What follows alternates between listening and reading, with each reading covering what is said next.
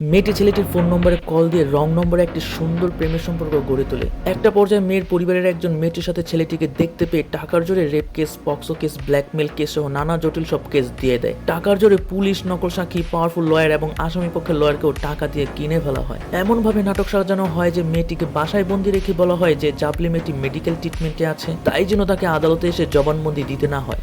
এইভাবে টানা ৭৫ দিন রিমান্ডে রাখা হয় চান্দু ছেলেটিকে।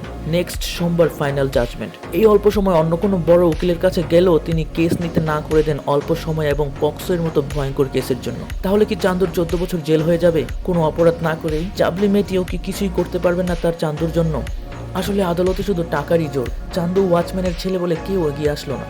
যাই হোক, আপনি যদি জয় ভীমের মতো ফিল্ম পছন্দ করে থাকেন তাহলে কোর্ট ভার্সেস এ নোবডি ফিল্মটি আপনার অবশ্যই ভালো লাগবে। যদি আমার বলাতে আপনি মুভিটি দেখেন এবং আপনার ভালো লাগে তাহলে অবশ্যই এসে জানাবেন, বা অলরেডি দেখে থাকলে জানাবেন কেমন লাগলো।